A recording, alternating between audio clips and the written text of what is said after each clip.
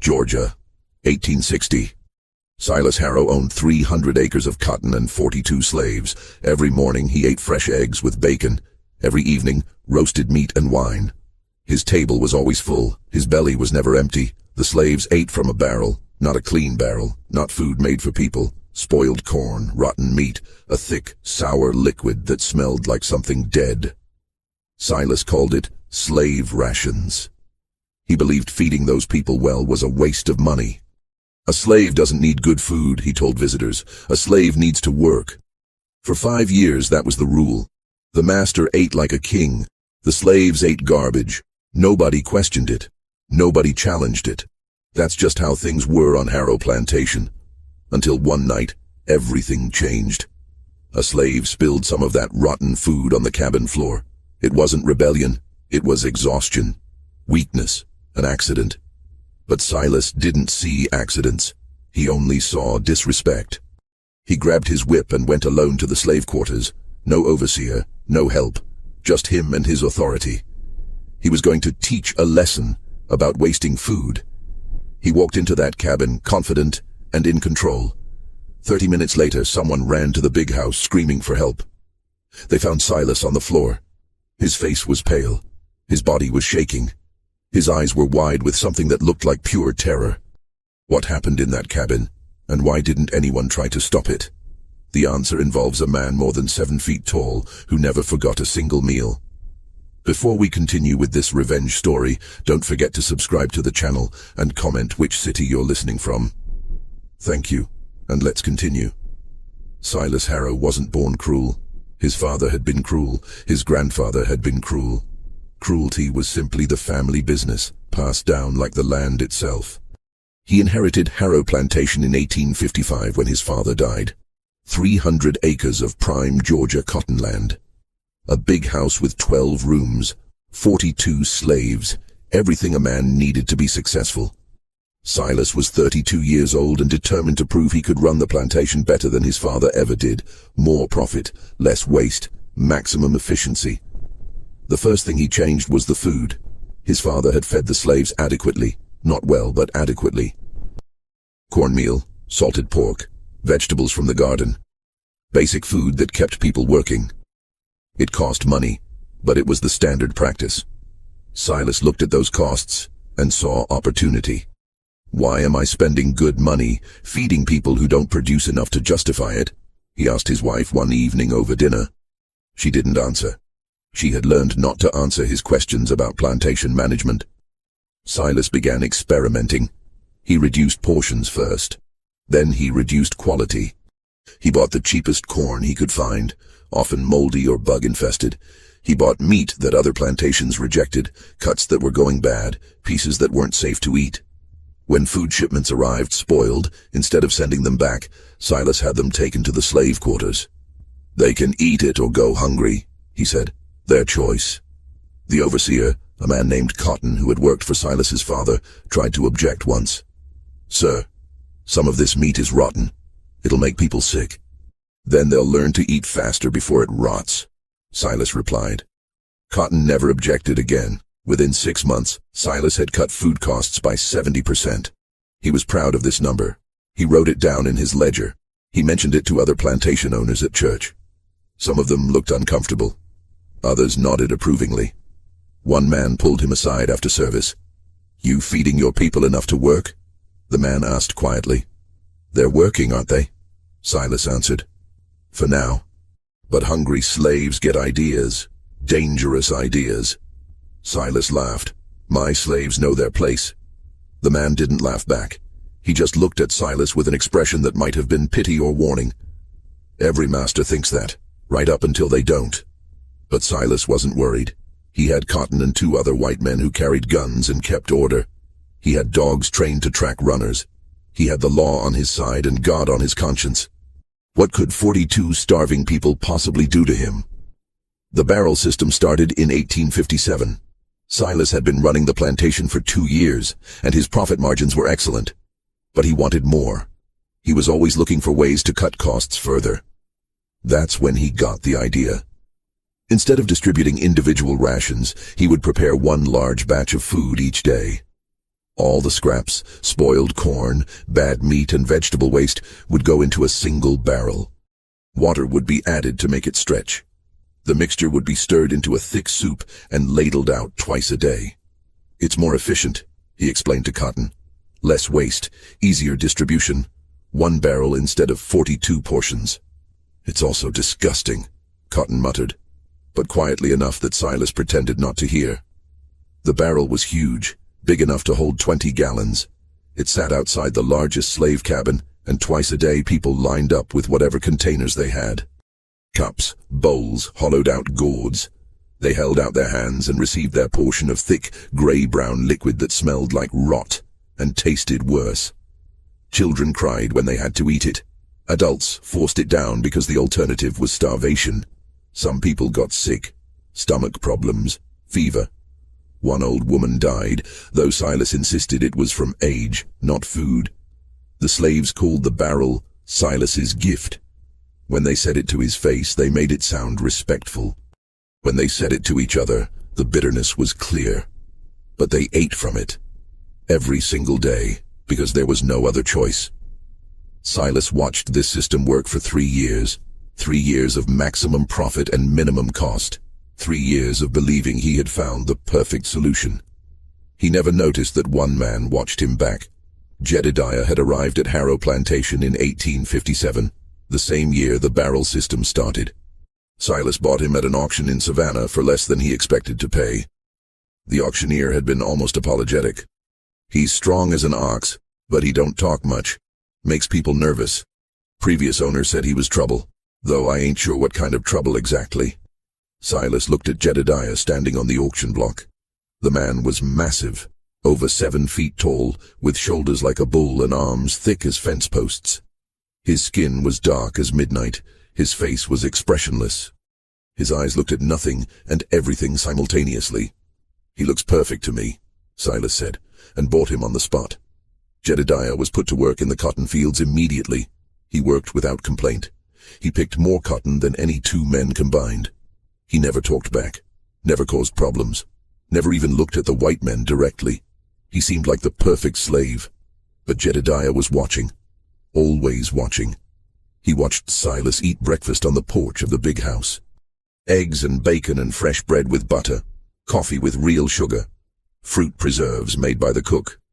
He watched the barrel being filled each morning with spoiled corn and rotten meat and dirty water. Watched the thick sludge being stirred with a wooden paddle. Watched people line up to receive their portion. He watched children get sick. Watched adults grow thin. Watched the old woman die after 3 days of fever. And he remembered all of it. Jedediah had a gift for memory. He could remember every face he'd ever seen, every word he'd ever heard, every taste, every smell, every sensation. His mind was like a ledger that never lost a number.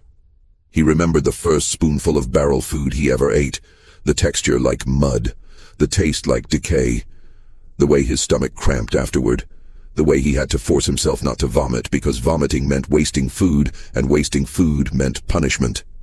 He remembered the second spoonful, and the third, and the 100th. And the 1000th, 3 years of eating from that barrel, 3 years of 2 portions per day, over 2,000 meals of poison disguised as food. Jedediah counted every single one. Other slaves talked sometimes about running away, about fighting back, about burning the big house or poisoning the master's food, or a dozen other fantasies that would never happen because the cost was too high and the chance of success too low. Jedediah never joined those conversations.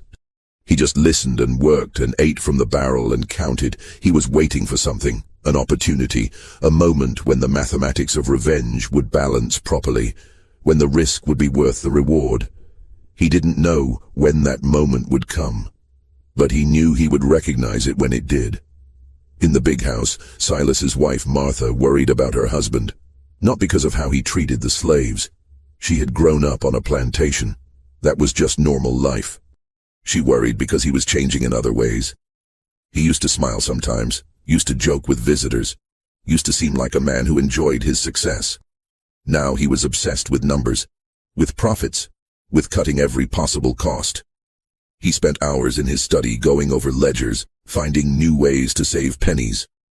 "You're becoming your father," she told him one night. "My father died poor," Silas snapped. "I won't make that mistake. Your father died with friends and respect. What will you die with?" Silas didn't answer. He just returned to his ledgers. Martha stopped trying to talk to him after that. She focused on managing the house, on maintaining appearances, on pretending everything was fine when visitors came. But she knew something was wrong. She could feel it in the air. In the way the house slaves moved around Silas, careful and quiet. In the way Cotton looked at her sometimes with something like sympathy. Something bad was coming. She didn't know what, didn't know when, but she could feel it approaching like a storm on the horizon. In the slave quarters, an old woman named Ruth worked in the big house kitchen. She had been cooking for the Harrow family for 30 years. She had cooked for Silas's father. She had cooked for Silas when he was a boy. She knew every recipe, every preference, every secret ingredient, and she knew exactly what went into that barrel every single day. Ruth was 70 years old. Too old for field work. Too valuable to sell. She moved slowly now, her hands twisted with age, but she still controlled the kitchen. Nothing happened there without her knowledge. When Silas started the barrel system, Ruth was the one who had to prepare it. Every morning, she collected the scraps and spoiled food and waste. She dumped it into the barrel. She added water. She stirred it with the paddle until it became the thick, disgusting mixture that fed 42 people. She hated every moment of it. But she did it. Because refusing meant punishment or death. Because she was old and tired. Because what choice did she have? Then one day, Jedediah came to the kitchen. He didn't say anything at first, just stood in the doorway, so tall his head nearly touched the frame. Ruth looked at him and felt something strange. Not fear exactly. Recognition, maybe. Like looking at a knife and knowing eventually someone would use it. "What do you want?" she asked. Jedediah stepped inside. He looked around the kitchen, at the pots and pans, at the fresh food prepared for the master's table, at the barrel sitting in the corner waiting to be filled. Then he looked at Ruth. Really looked at her. And when he spoke, his voice was so deep it seemed to come from underground. "I want you to save some," he said. Ruth frowned. "Save what?" "The worst of it. The most rotten, the most spoiled. Don't throw it away. Keep it. Store it somewhere safe." "Why?" Jedediah didn't answer directly. He just looked at her with eyes that held 3 years of counting, 3 years of waiting, 3 years of watching Silas eat fresh food while everyone else ate garbage. Ruth understood without more words being said. "That's dangerous," she said quietly. "Yes," Jedediah agreed. "Could get us both killed." "Yes." Ruth thought about her 70 years. About 30 years cooking for the Harrow family, about every meal she had prepared for the barrel, about the children she had watched get sick, about the old woman who died. "How much do you need?" she asked. Jedediah smiled for the first time since arriving at the plantation. It wasn't a happy smile, it was something else entirely. "Enough to fill his belly the way he's filled ours," he said. Ruth nodded slowly. "I'll need time." "I've got time," Jedediah said. "I've been counting for 3 years. I can count a little longer." He left the kitchen as quietly as he had come. Ruth stood there for a long moment, looking at the barrel, thinking about what she had just agreed to do. Then she got to work. Ruth began her work the next morning. When she prepared the barrel, she set aside the worst portions. The meat that was greenish and slimy. The corn so moldy it looked like fur. The vegetables rotting into black mush. Instead of adding them to the daily barrel, she stored them in a sealed clay pot hidden beneath the kitchen floorboards. Every day she added more. A handful here, a scoop there. Never enough to be noticed. Never enough to change the barrel's usual disgusting consistency. Just the absolute worst pieces, saved and stored in darkness. The pot filled slowly. The smell became overwhelming. Ruth had to wrap cloth around her face when she opened it. The mixture inside was beyond spoiled. It was toxic, deadly even in small amounts. "This could kill a man," she whispered to herself one morning, staring at the pot. That was exactly the point. Weeks passed, then months. Ruth continued her secret work. Jedediah never asked about it, never mentioned it. He simply worked in the fields, ate from the barrel, and waited. Other slaves noticed something different about Jedediah. He had always been quiet, but now he seemed focused, like a man with a purpose. When someone complained about the food, he didn't join in. When someone talked about running, he didn't respond. He just worked and watched and counted. "That big man ain't right," one field worker said. "He look at Master Silas like he's seeing something we can't." "Leave him be," another replied. "Man that size got his own thoughts." Cotton, the overseer, noticed too. He watched Jedediah carefully now, looking for signs of trouble. But there were no signs. Jedediah was the model slave. Obedient, strong, silent. That worried Cotton more than rebellion would have. "Something about that big one bothers me," he told Silas one afternoon. "He's the best worker I have," Silas replied, not looking up from his ledger. "He picks more cotton than anyone else, never complains, never causes problems. That's what bothers me. Man that big, that strong, being that quiet. It ain't natural." Silas finally looked up. "You want me to sell my best worker because he's too good at his job?" Cotton didn't answer. He knew how it sounded, but instinct told him something was wrong. He had worked plantations for 20 years. He knew how to read slaves. Most wore their feelings plainly: fear, anger, resignation. But Jedediah wore nothing. His face was a mask. His eyes revealed nothing. It was like looking at a door and knowing something dangerous waited on the other side. "Just keep an eye on him," Cotton said finally. "I keep an eye on all of them," Silas replied, returning to his ledger. "Now let me work. These numbers won't balance themselves." Cotton left, but the uneasy feeling stayed with him. In the big house, Martha Harrow noticed the tension too.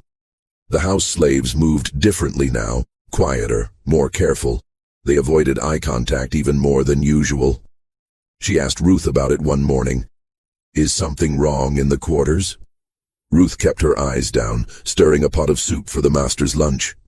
"No, ma'am. Everything the same as always." "You're lying." Ruth's hand paused. She was too old to hide her feelings completely. Too old to pretend she didn't understand what Martha was asking. "Things been the same too long," Ruth said quietly. "Sometimes when things stay the same too long, they got to change. That's just nature, ma'am." Martha stared at the old woman's back. "What kind of change?" "Can't say, ma'am. Don't know myself. Just feel it coming like rain." Martha wanted to press further, but she heard her husband's footsteps in the hallway. She left the kitchen quickly, not wanting Silas to catch her questioning the slaves. But Ruth's words stayed with her. Things been the same too long. They got to change. She found herself looking out windows more often, watching the quarters, watching the fields, watching her husband walk the property with his usual confidence, and wondering if that confidence was about to cost him everything. The pot beneath the kitchen floor was nearly full now. 3 months of collecting the worst food imaginable. Ruth had added things beyond just scraps: spoiled lard that had gone rancid, cooking grease that had turned solid and brown, pieces of meat so rotten they had liquefied. The smell was horrific. Even sealed in the pot, even buried beneath the floor, the odor seeped through. Ruth burned extra wood in the kitchen fire to cover it. She told the other house slaves the smell was from a dead rat in the walls. They believed her because they wanted to, because the alternative was asking questions that could get them killed. One evening, Jedediah came to the kitchen again. Ruth was alone, preparing the master's dinner. She looked up when his shadow filled the doorway. "It's ready," she said simply. Jedediah nodded. "How much?" "Near 5 pounds of the worst poison God ever let rot. Enough to kill a horse." "Good." "When?" Ruth asked. "Soon. I'm waiting for the right moment, when he's alone. When he comes to us, instead of us going to him. He never comes to the quarters."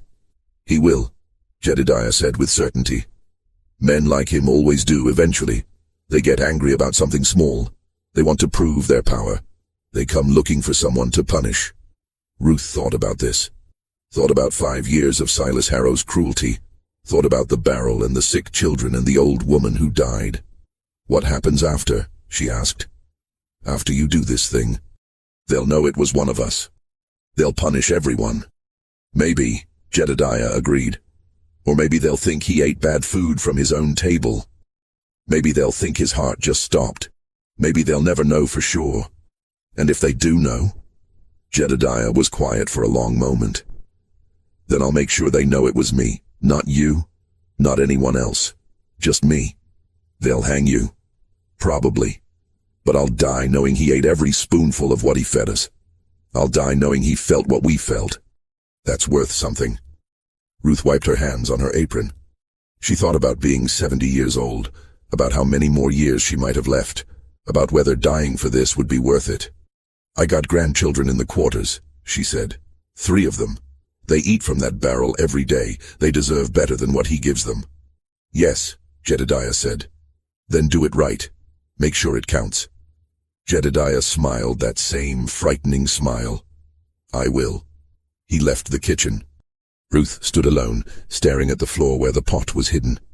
She had crossed a line now. There was no going back. Whatever happened next, she was part of it.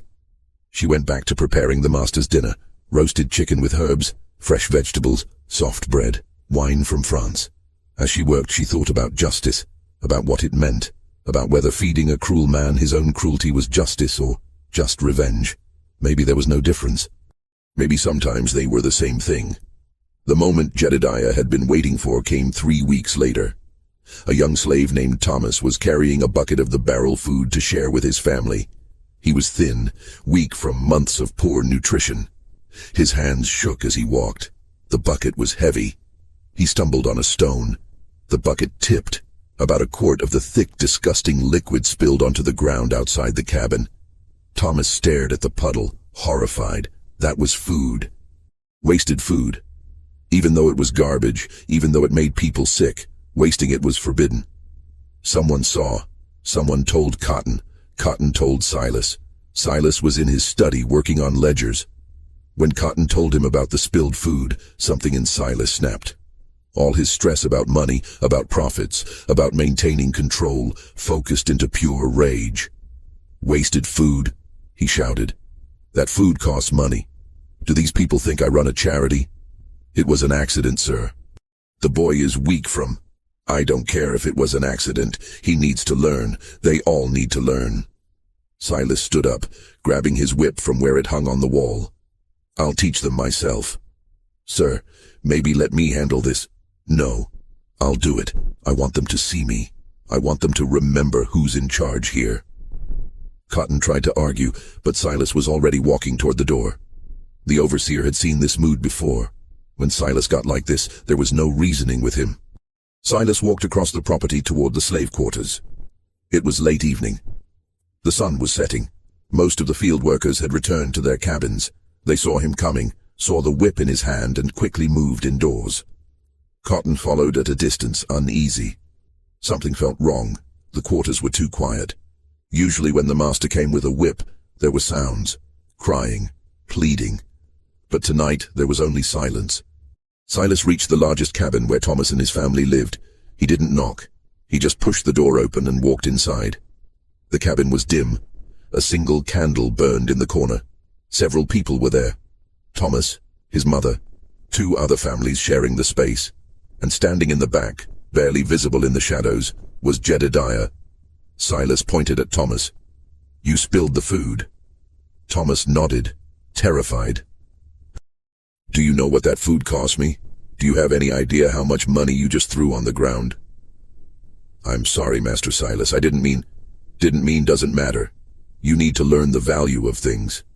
Silas raised his whip. "Everyone needs to learn." He prepared to strike. Thomas closed his eyes and waited for the pain. The whip never fell. Instead, there was a sound, a deep voice from the shadows, one word. "No." Silas turned. He saw Jedediah stepping forward into the candlelight, saw the massive man who stood over 7 feet tall, saw the giant whose hands could crush a man's skull. For the first time in 5 years, Silas felt something he hadn't felt on his own plantation. Fear. "Get back," Silas ordered, but his voice shook slightly. Jedediah didn't get back. He took another step forward. Other people in the cabin moved aside, giving him room. The space suddenly felt smaller. The ceiling seemed lower. Jedediah's head nearly touched the beams. I said, "Get back." Silas raised his whip toward Jedediah now. Jedediah moved faster than a man his size should be able to move. His hand shot out and grabbed Silas's wrist in midair. The whip stopped dead. Silas pulled, but the arm didn't budge. It was like pulling against an iron post. "Let go of me," Silas demanded. "Let go right now, or I'll—" Another hand grabbed his shoulder, squeezed. Not hard enough to injure, but hard enough to make it clear that Jedediah could crush bone if he wanted to. Outside, Cotton heard the commotion and started toward the cabin. But other slaves appeared from nearby cabins. They didn't threaten him, didn't say anything, just stood between him and the door. A silent wall of bodies. Cotton reached for his gun, then stopped. There were too many of them. He was one man. If they rushed him, he'd get maybe 2 shots before they overwhelmed him. He stood there, frozen, listening to what was happening inside. Inside the cabin, Jedediah slowly pushed Silas down. Not violently, almost gently, but irresistibly. Silas found himself sitting on the dirt floor, his expensive clothes getting dirty, his authority evaporating like morning fog. "What are you doing?" Silas's voice was higher now, panicked. "Do you know what they'll do to you for this?" Jedediah didn't answer. He just held Silas in place with one massive hand on his shoulder. Then a small girl entered the cabin. Her name was Naomi. She was Ruth's granddaughter, 10 years old, so thin her bones showed through her skin. She carried a large wooden bowl. The bowl was heavy. She struggled with the weight. The smell hit Silas immediately. His face twisted in disgust. "What is that?" Naomi set the bowl down in front of him. It was filled nearly to the rim with thick, grayish-brown sludge. The surface was greasy. Chunks of unidentifiable matter floated in it. The odor was overwhelming, rot and decay and something worse. Silas recognized it. It was the barrel food, but somehow worse than usual. Concentrated, like someone had collected only the most spoiled, most toxic parts. "You can't be serious," Silas said, looking up at Jedediah. "You can't possibly think—" Jedediah's other hand reached down and grabbed Silas's jaw, forced his head to face the bowl. Ruth entered then, moving slowly with her age. She looked down at Silas with eyes that held 30 years of cooking for the Harrow family, 30 years of watching them eat fresh food while others ate garbage.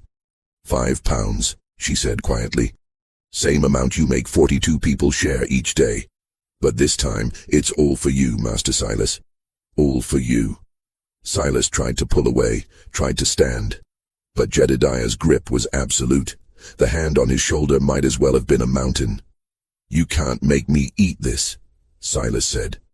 "I'm a white man. You're all slaves. This is insane. You'll all hang for this." "Maybe," Jedediah said, "but you're going to eat first."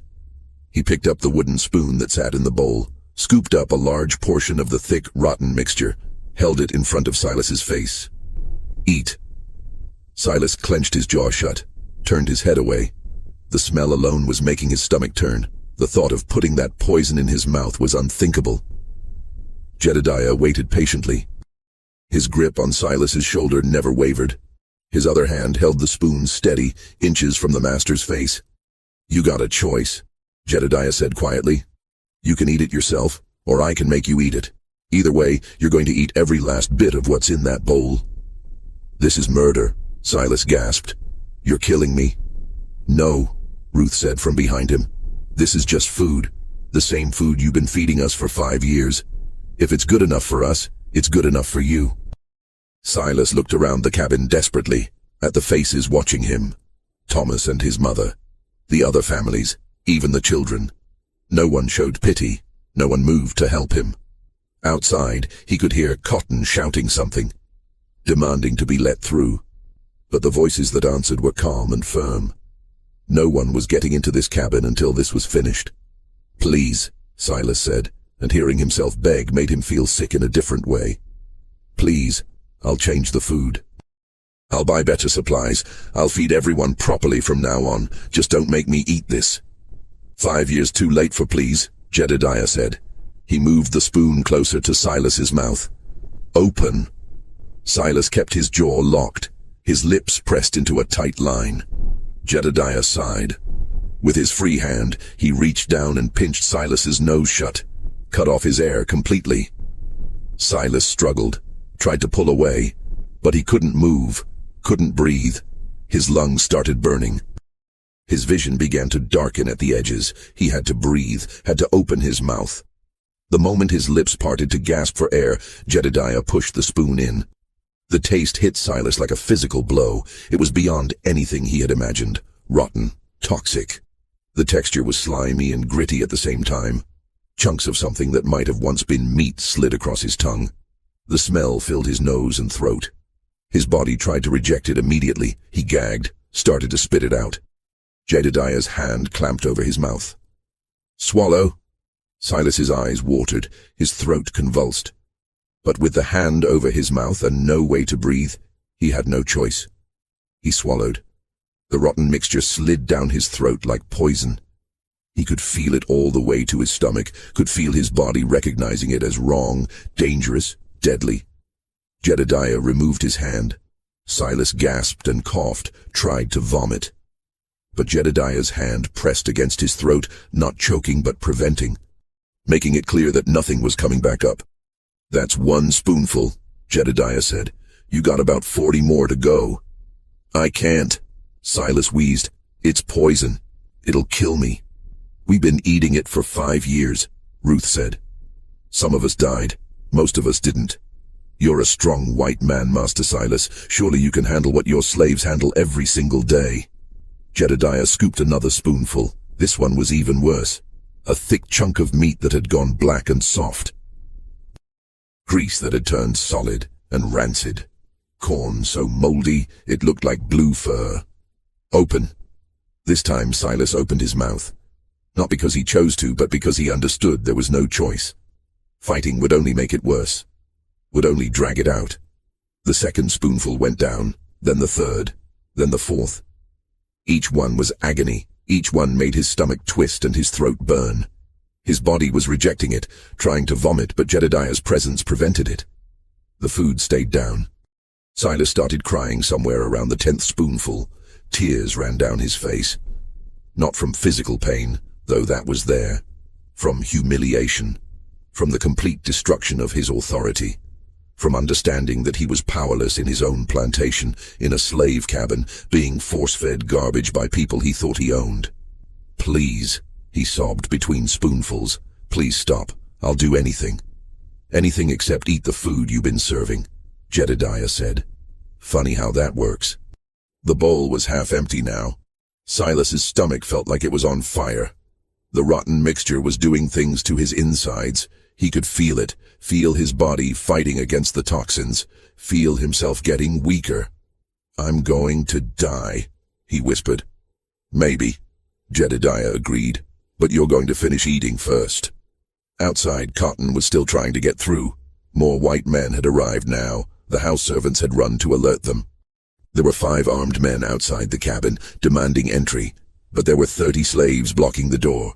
They didn't have weapons, didn't make threats, just stood there in silence. A human wall. Move or we'll shoot, one of the white men shouted. Then shoot, someone replied calmly. But you only got 5 guns and there's 42 of us. And we all heard screaming from inside that cabin. If Master Silas is hurt, maybe you should ask yourself how he got hurt. Maybe you should wonder if he finally went too far. The white men hesitated. They could shoot, could kill several slaves. But then what? A full rebellion? A massacre? News spreading to other plantations about white men slaughtering dozens of slaves? The mathematics didn't work in their favor. So they waited, guns ready, watching the door, listening to what was happening inside. Inside, Silas was on spoonful 32. The bowl was nearly 3/4 empty. His face was pale and sweating. His hands shook. His breathing was shallow and rapid. The rotten food was winning the war against his body. He could feel it.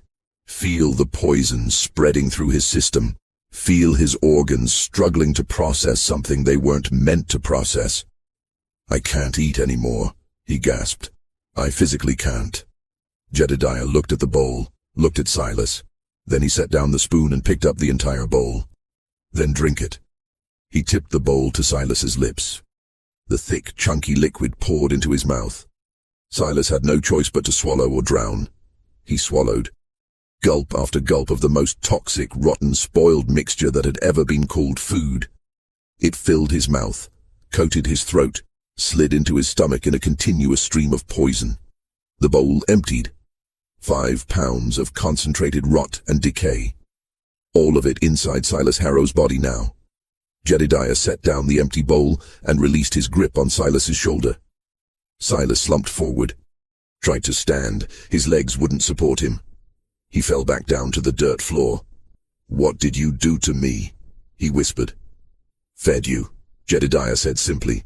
"Same as you fed us. Nothing more, nothing less."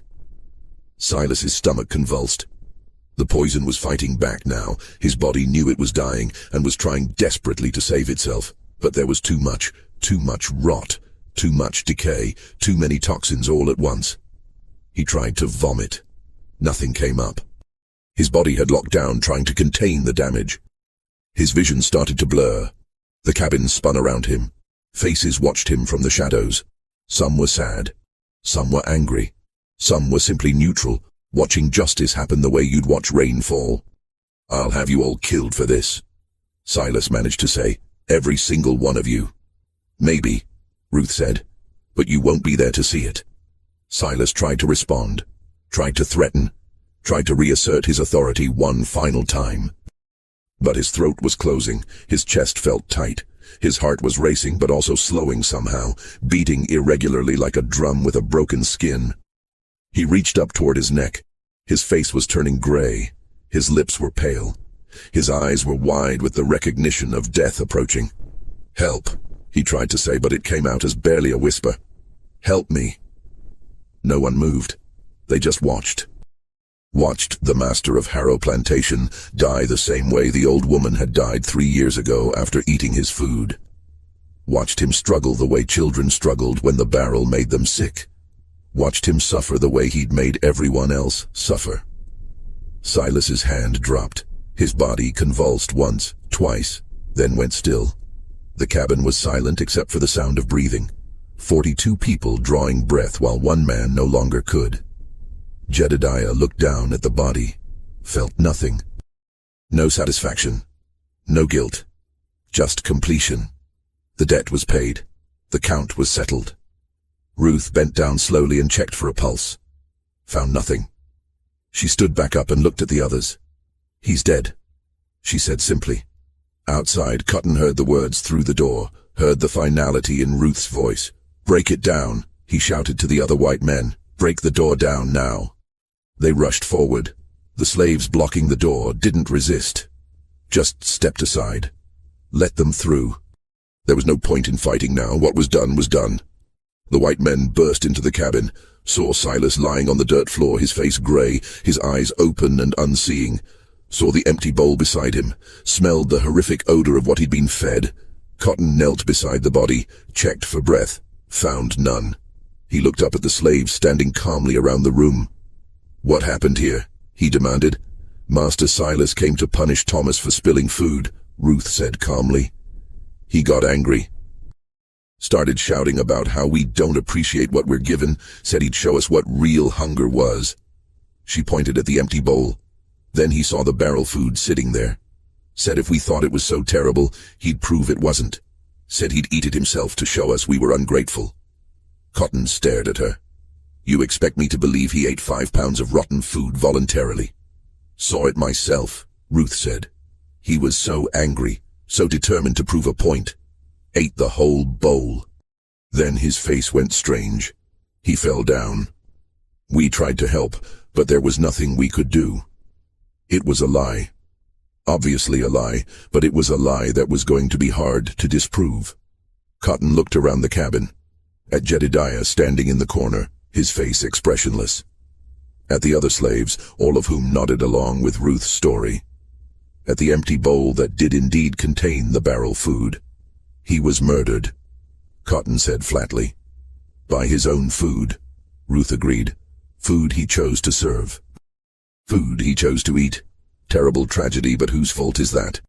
One of the other white men looked at the bowl, at the remains of the thick, rotten mixture. His face twisted in disgust. Nobody could eat that much of this willingly, he said. Master Silas was a stubborn man, Ruth replied. Stubborn men do stubborn things. Cotton stood up. He wanted to start shooting, wanted to hang someone, wanted justice for the death of a white man on his own plantation. But the mathematics didn't work. If he killed Ruth, the others would testify to the same story. If he killed them all, he'd have a massacre on his hands and questions from authorities he couldn't answer. If he tried to hang Jedediah specifically, the others would riot. And deep down, in a place he didn't want to acknowledge, Cotton wondered if maybe Silas had gotten exactly what he deserved. Get out, he told the slaves. All of you, get out of this cabin now. They filed out, slowly. Jedediah was the last to leave. As he passed Cotton, the overseer looked up at the giant man who stood over 7 feet tall.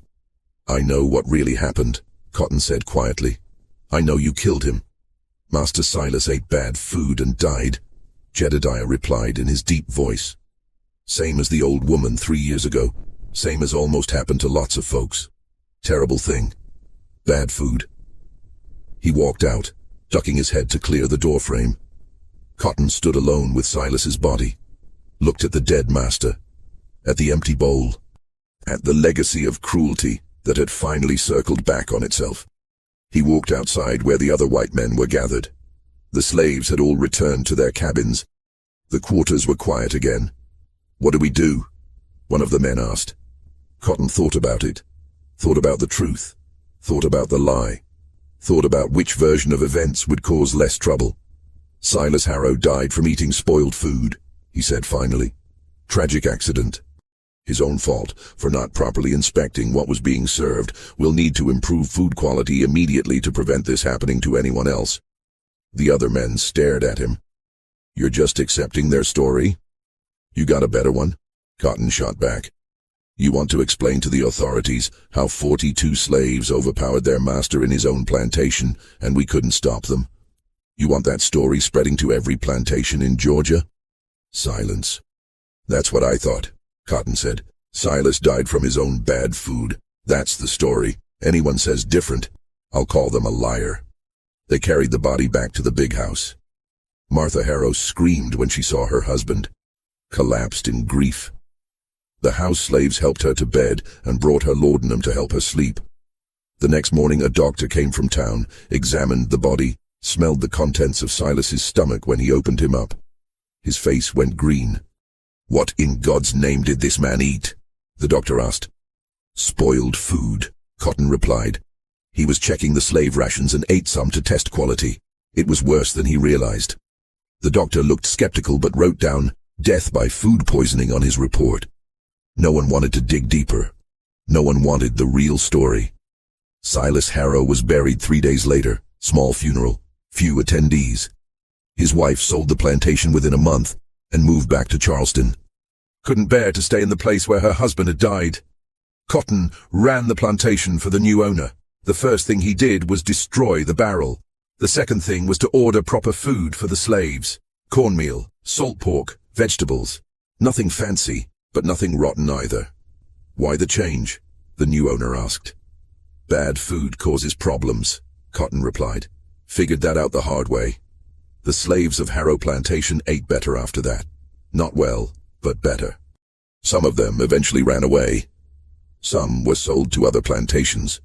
Some stayed and worked until the war came and everything changed. But they all remembered that night. Remembered Silas Harrow sitting on the dirt floor of a slave cabin, being force-fed 5 pounds of his own cruelty. Remembered watching him die from the same poison he'd been serving for 5 years. And when they told the story to their children and grandchildren, they made sure to include every detail. The barrel, the smell, the empty bowl, the master who thought he was untouchable learning that everyone can be touched. Jedediah stayed on the plantation for 2 more years, then one night he simply walked away. Disappeared into the darkness and was never seen again. Some said he went north. Some said he went to the swamps. Some said he died in the woods. But Ruth, who lived another 5 years, had her own theory. "Man like that don't die easy," she said. "He out there somewhere." And every master who thinks about serving garbage to hungry people, every white man who thinks slaves don't feel pain or remember wrongs, they should think about Jedediah. Should think about what happens when you push people too far, when you take too much, when you forget that everyone, no matter how powerless they seem, can find a way to push back. She smiled her old, knowing smile. They should think about that, and they should be afraid. In the kitchen of the big house, the new cook never knew about the clay pot hidden beneath the floorboards. Never knew about the 3 months of collecting the worst poison imaginable. Never knew how close she came to finding it when she cleaned.